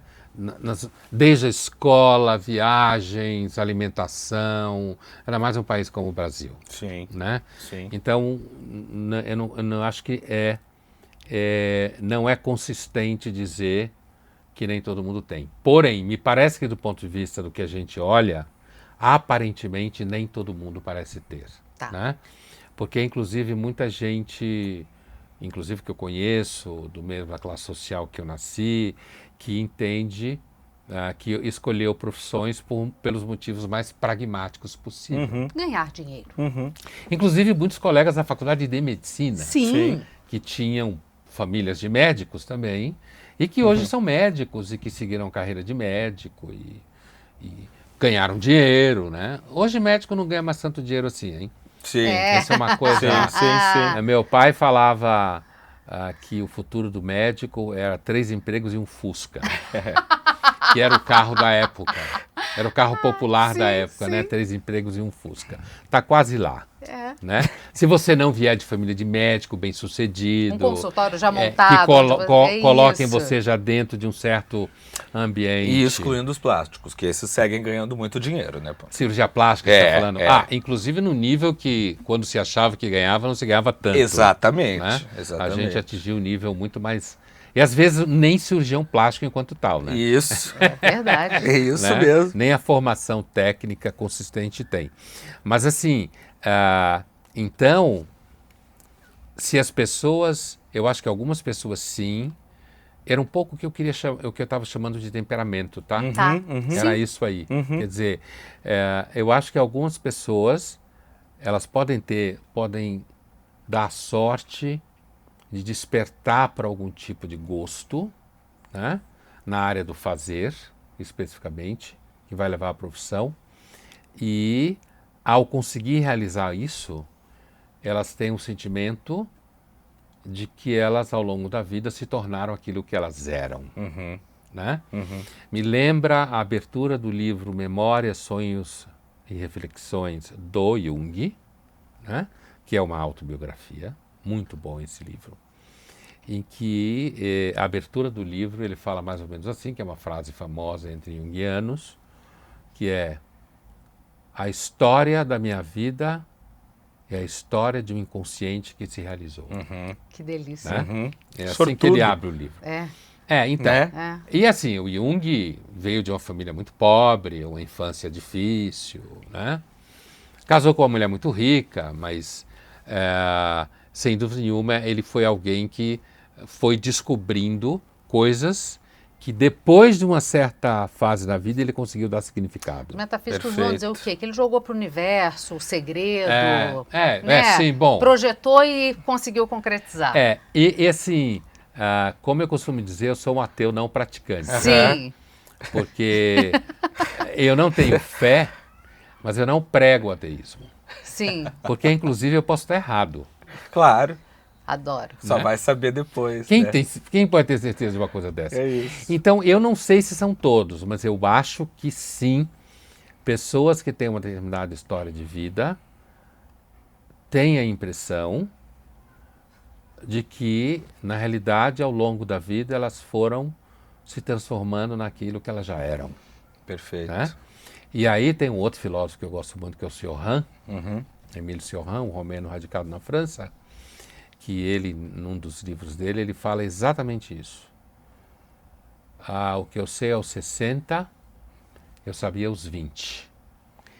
40 longos anos de um trabalho inútil de verificação. Que delícia. Ô Pondé, eu queria pegar o gancho rápido da sua resposta da farmácia. Você falou que gostaria de voltar no tempo e ter mais filhos. Eu sei que assim, você ama cachorros, Sim. mas você critica muito a cultura do filho canino, né? A substituição Sim. da criança por um cão. Como é que você vê... Tem uma outra coisa que a gente estava falando também, que você fala que é muito interessante, que os filhos deixaram de ser bônus e passaram a ser um ônus. Sim. E aí a gente tem esse mundo, a gente vive esse mundo hiperconectado, em que a maternidade também virou uma editoria de conteúdo digital. Até que ponto essa busca por uma validação digital do maternar, né? E essa exposição constante, isso impacta na vivência da maternidade, da mãe mesmo que está criando aquele filho. E qual é o impacto disso na nossa sociedade? Eu acho que bastante, porque assim, eu vou começar por aí, apesar que eu acho o assunto dos cachorros um assunto bem sério, mas assim, os pais, não só as mães, mas as mães normalmente você tem o verbo maternar, Sim, né? sim, Paternar é muito menos comum, claro. né? Eu acho que os pais hoje, incluindo as mães, é óbvio, de forma mais dramática, perdeu-se qualquer possível narrativa ancestral de como se cuidava de crianças. E quando nós projetamos como se cuidava de crianças, a gente o faz na chave de que era ruim. Preconceituoso, atrasado, ignorante, supersticioso. A gente herdou todos os preconceitos do passado que os iluministas franceses tinham. Né? E eu, assim, eu estava assistindo outro dia um documentário que eu não lembro sobre o que era, mas eu lembro que o narrador usava uma expressão que me irritava muito. Eu até comentei com a minha mulher, mas que saco, esse cara fica repetindo, mas eu esqueci o documentário. E tocou tanto que isso... Eu esqueci o assunto do documentário. mas a expressão que ele usava era Dark Ages, Idade das Trevas, né? Para se referir à Idade Média, que é uma expressão que vem do iluminismo francês. Sim. E a Idade Média, ela é uma idade extremamente interessante, riquíssima em conteúdo, em material produzido. Em arte. Né? Em arte, inclusive. Né? Filósofos medievais sofisticadíssimos, que inclusive discutiram linguagem no nível que só hoje se volta a discutir. As mulheres em eram filosofia. bruxas. Como você ousa dizer isso? Então, né? Eu adoro dizer para quem fala isso, assim, olha, a Inquisição não foi criada para bruxa, tá? A Inquisição foi criada para a heresia cátara, no sul da França. Mas, assim, é claro que isso não significa que a Idade Média era linda, a Idade Média não tinha esgoto. Sim, O mundo nunca foi lindo, sim. né? O que hoje a gente tem de melhor, eu entendo, mas tudo que é melhor é ambivalente, é o progresso tecnológico e científico. Com certeza. Que tem seus efeitos colaterais, né? Mas eu sempre guardo um certo cuidado quando eu vejo alguém que é muito apaixonado pelo progresso. Né? Eu acho que é uma forma sofisticada de dano cognitivo uma pessoa ser apaixonada pelo progresso. Eu acho que é um dano que é a cognitivo premissa sofisticadíssimo. Do iluminismo, né? Que é o iluminismo, mas isso, isso é uma herança canhestra, Sim. né? Porque lá no momento o iluminismo tem todo o seu valor, sua importância, mas assim, é uma derivação direta disso, né? E Claro. Ordem e progresso. que cola muito com o positivismo burguês, Isso. né? Porque normalmente o burguês, aquele arquétipo do burguês, ele entra em depressão, mas aí ele lê um artigo sobre a invenção da ciência, aí ele fica feliz, porque a ciência é o fetiche da burguesia. Né? E quando na realidade a ciência não funciona inventando coisa nova o tempo inteiro. Pelo contrário, Claro. grande parte do tempo da ciência, dos cientistas, é garantir que nada seja descoberto para o projeto de pesquisa dele não perder financiamento. Isso é matéria de epistemologia. É isso. Sim, De óbvio. filosofia da ciência. Thomas Kuhn, Estrutura das Revoluções Científicas, 1960, né, 66. Mas é matéria estudada em Que filosofia. eu tive com a Nath, epistemologia na FAP. Então, acho que ainda tem a matéria de epistemologia. Acho que a matéria de epistemologia ainda existe. Que as 2 primeiras semanas eram basicamente ela explicando o que é a epistemologia, né? Porque a epistemologia é um nome muito técnico, Isso, né? isso. Episteme do Platão, do Teteto, conhecimento universal em oposição à doxa, que é opinião e não sei o quê, e daí virou teoria, na realidade teoria da ciência, né? Sim, Filosofia sim. da ciência e tudo isso. Então, assim, mas o que era o começo da pergunta? Eu fui por fim. Não, Dos cachorros. É isso, Claro, dos isso, o cachorros. impacto dessa... Então, veja, eu entendo claramente, pessoas que não querem ter filhos, ou têm um só, nós mesmos pensando em ter um só durante 9 anos, e chegamos à conclusão que a gente não queria que ele ficasse só, né? E eles estão super bem, é uma bom. coisa assim, uma sorte do cacete. É, tem ainda fórmula. tem isso. Sim. Eles se dão bem, pelo menos até hoje. E espero que no inventário estrague isso, como normalmente exatamente. Deixa inventários tudo ajeitado que estragam. não atrapalha. Você pode fazer essas coisas antes, né? Mas assim, o que eu normalmente... Primeiro tem um problema demográfico, né? O problema demográfico é o fato de que o somatório das decisões negativas em relação a filhos vai mudando paulatinamente o perfil populacional. Não é só o problema da Previdência, quem paga a conta da Previdência. Isso daí vai mudando, inclusive, a sociedade, A cultura, a religião. tudo. Vai mudando tudo, né?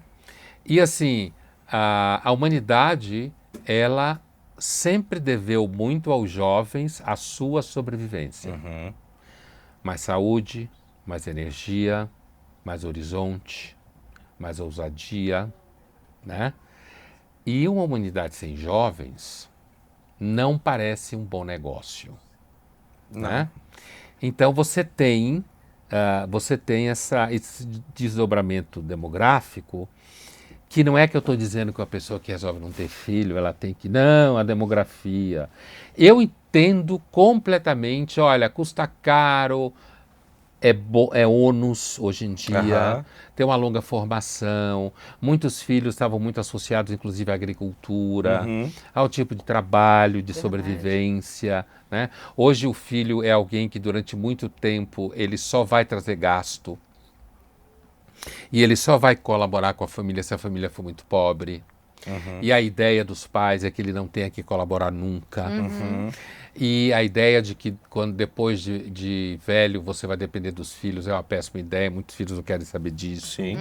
Né? Então você tem toda uma mudança de contexto histórico, social, né? Psicológico, político, que muda o papel social do jovem e do filho. Perfeito. E que hoje, na realidade, o filho é um objeto de investimento, Uhum. né? Quase de edição, que nem Sim. você falou. Quer dizer, é um objeto de investimento e custa caro, Uhum. né?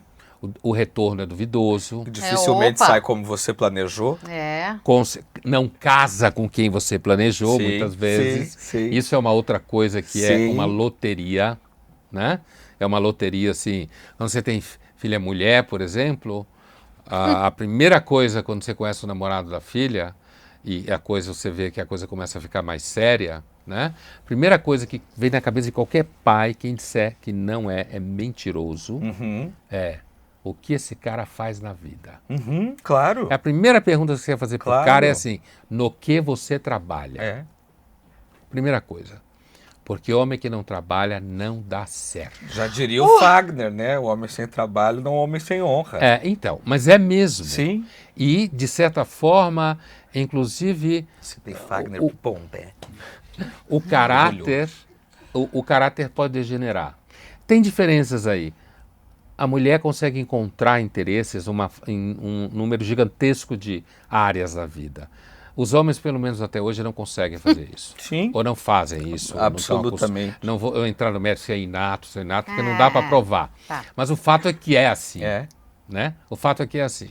Então, é claro que você continua tendo preocupações e a situação nem é que você se preocupa com isso porque você quer que sua filha dependa dele, porque você não quer.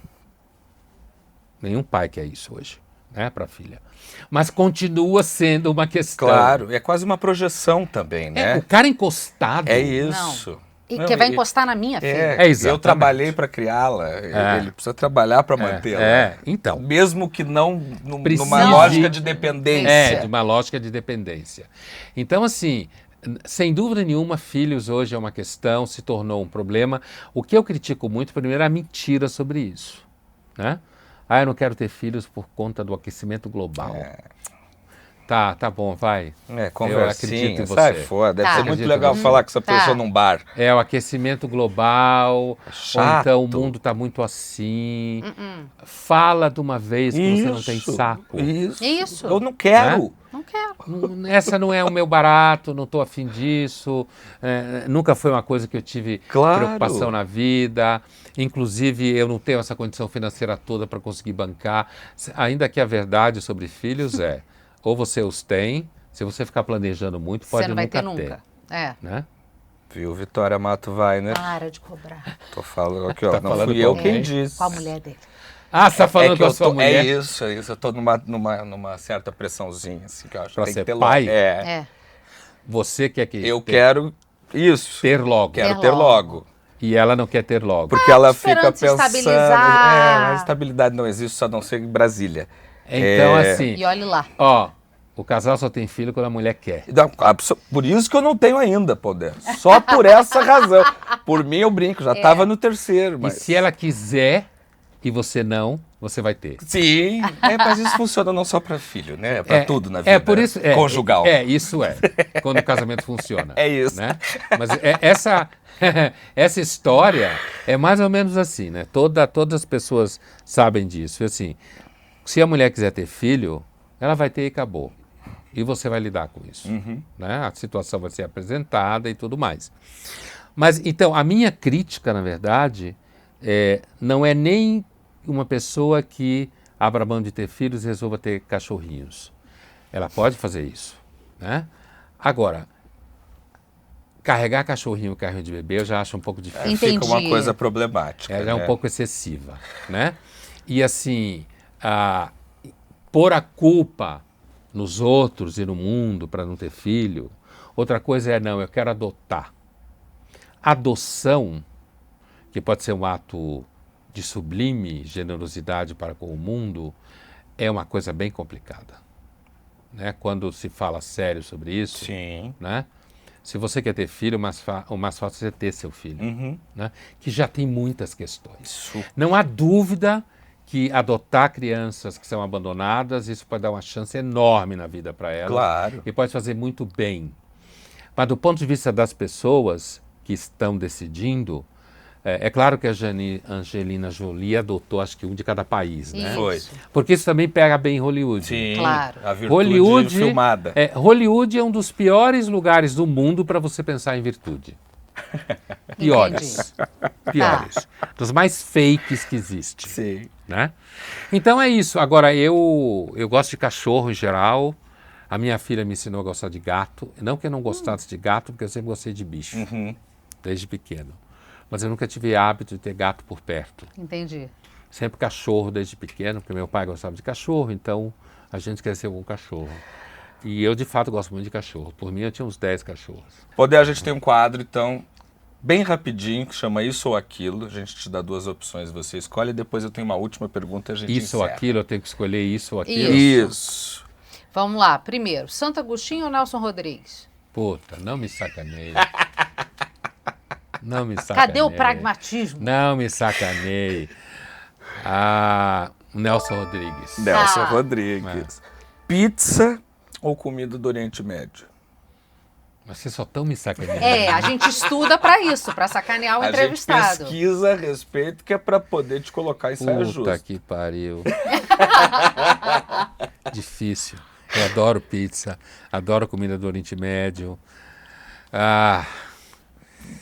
Pizza, vai. Tá Tá mais bom. perto. Eu não ia vai. colocar pizza ou steak tartar, E né? aí, Que Não, a gente sabe que você nunca. odeia comida crua. Nunca, nunca. Jamais. Comida japonesa. Jamais. Agora faz a próxima, porque eu sei que você vai ter o sabor de fazer. Vai. Você prefere participar de uma meia maratona em grupo na Ponte Estaiada, 6 da manhã de um domingo? Não. Calma. Ou participar de um encontro de inteligentinhos simpatizantes do PSOL na Avenida Vieira Soto? Essa é sacanagem, é o contrário. Você tem que escolher uma das duas. Não foi tão fácil quanto você pensou, né?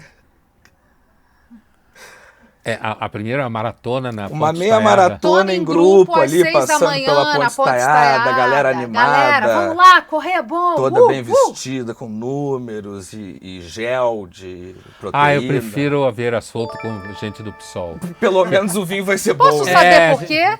Porque primeiro a gente pode tomar cerveja se for durante o dia, pode tomar Então, vinho. eu falei isso pra E ele. eu posso encher o saco deles, eles o meu, e a gente tá na Pronto. mesma vibe. Eu falei pra ele, eu falei assim, isso aí ele vai escolher o encontro ou jantar pela comida e pela parte de discussão. Porque A- no mínimo a gente ainda é da mesma tribo. Sim. Ainda que tenha opiniões A diferentes. minha opção era meia maratona em grupo ou um carnaval em Salvador. Eu já tive muito carnaval em Salvador, nunca mais. Então tá. Tá bom. Então, só pra gente finalizar de vez, Pondé, pra sua assessora não nos matar, a minha esposa e a sogra dela, que vem a ser minha mãe, elas fizeram a tá. sua... É porque a gente chama o Lula de... Não, a gente chama a Janja Isso. de mulher do marido... Mulher... Esqueci agora. Mulher do marido da Janja. Mulher do marido da Janja. Mas vamos lá. A minha esposa Tá. e a sogra dela Que ela é a figura emblemática. Sim. fizeram a sua pós-graduação em comportamento do século XXI pela A que FAP. acabou? Que Isso, tá em a que curso. acabou. Tá. E eu fui na última aula, que era presencial, eu podia convidar alguém, e eu saí de lá em completo desespero. Absolutamente com um vazio existencial, sem nenhuma expectativa de que o mundo possa ser um bom lugar algum dia. Dito isso, queria saber se você consegue deixar para nossa audiência uma mensagem de otimismo. Tá me sacaneando, né? Aqui o objetivo é esse, Pondé. Uma só. Olha, primeiro eu devo dizer que eu não lembro absolutamente nada do que eu falei naquela noite, tá?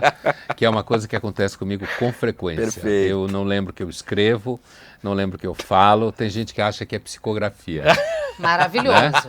mas eu só lembro a coisa que os outros falam e a coisa que os outros escrevem, Aham. né? Uma mensagem de otimismo, Alguma coisa qualquer coisa, assim. Não, mas se também não der, não deu. É. Não, sempre tem alguma mensagem de otimismo para você entregar para as pessoas, né? Olha que coisa. Que virtuoso. O corte Pondé sendo otimista. Então, é o que eu falei, eu tenho um temperamento otimista, né? Então, eu diria assim, olha, reze para na próxima encarnação você ter um temperamento otimista. Perfeito. Isso é uma mensagem otimista. Se você não acredita em reencarnação, né? Se você não acredita em reencarnação, desencana um pouco de procurar virar otimista o tempo inteiro, que de repente pode acontecer. Boa. Perfeito. Né? Você ficar o tempo inteiro querendo ser otimista, aí não rola. Olha, o meu otimismo é que a próxima conversa possa durar mais, porque a gente tem muita coisa ainda para falar com você. Conversa boa. Que bom. Muito Parabéns. obrigada, Uma honra Pondé. ouvir isso. Bom demais receber você aqui, viu? Foi muito bom. Muito bom. Muito Bem bem. que você falou no restaurante. Falei que você ia curtir, É, né? bom. Foi muito só bom. no restaurante. Foi muito bom. Você estava Obrigado. no restaurante Não, também? Senão ela não teria ido. Você também. estava na Hebraica Tava também. na Hebraica, no É que jantar eu da quase Stand With Us. abordei o Pondé 2 vezes seguida para dizer que a gente ia se Nos encontrar últimos hoje. 5 dias. Aí eu evitei a segunda abordagem, né? Para ele não achar que eu era maluca. Isso. Mas como vocês já sabem, a gente é maluco por quê? Por notícia, por informação? Então, sexta-feira, 12h30, neste mesmo canal, Rivo News. Seu Nosso resumo semanal de de notícias. A gente espera vocês. Beijo.